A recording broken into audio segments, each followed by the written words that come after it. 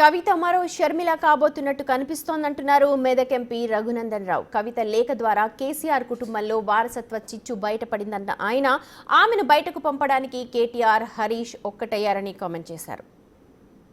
రాజకీయాల్లో కవితమ్మ మరో షర్మిల కాబోతుంది అనేటువంటి అనుమానం తెలంగాణ సమాజం నుంచి వస్తుంది.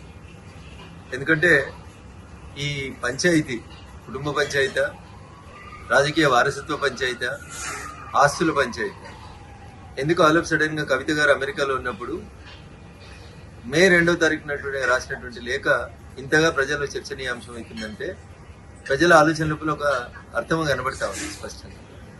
టీఆర్ఎస్ పార్టీ చేసినటువంటి ప్లీనరీలో తన రాజకీయ వారసులు కేటీఆర్ అని కేసీఆర్ చెప్పకనే చెప్పిన సందర్భంలో కవిత కాంగ్రెస్ ఫోల్డ్లోకి ఏమైనా వెళ్ళినటువంటి అవకాశం కనబడుతుందా? రాష్ట్ర ముఖ్యమంత్రి గారితో లేదా రాష్ట్ర ముఖ్యమంత్రి గారే కావాలని కవితతోటి ఉత్తరాలు రాయించినారు.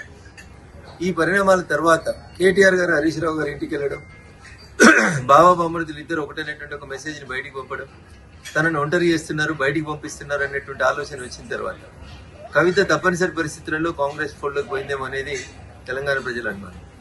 ఇక భారతీయ జనతా పార్టీ గురించి, మా పార్టీ గురించి కవిత మాట్లాడడం ప్రజలలో జరుగుతుందే వాస్తవాన్నే కవిత చెప్పింది.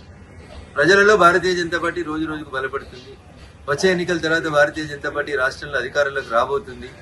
ఈ విషయాల్ని దృష్టిలో ఉంచుకొని భారతీయ జనతా పార్టీ, బీఆర్ఎస్ రెండు కలిసి ఏదో చేయబోతున్నాయని ప్రజల్ని నమ్మించుతుంది. పోయిన ఎన్నికల కంటే ముందు పిసిసి అధ్యక్షుడిగా ఏ ప్రయత్నాలను అయితే రేవంత్ రెడ్డి గారు కొనసాగించారో ఈ రోజు ముఖ్యమంత్రిగా కవితను మరొకసారి ఎట్లా పావుగా వాడుకుంటున్నారేమో అనేది తెలంగాణ సమాజం ఆలోచిస్తుంది. నాకున్నటువంటి అనుమానం కానీ, నాకున్నటువంటి సమాచారం కానీ, ముందు కవితతో పార్టీ పెట్టిస్తారు, తర్వాత వచ్చే ఎన్నికలకు వచ్చేసరికి కవిత షర్మిల గారి లాగా కాంగ్రెస్ పార్టీ అధ్యక్షురాలు లేదా కాంగ్రెస్ పార్టీతో పొత్తు పెట్టుకోవడమే చేస్తారు.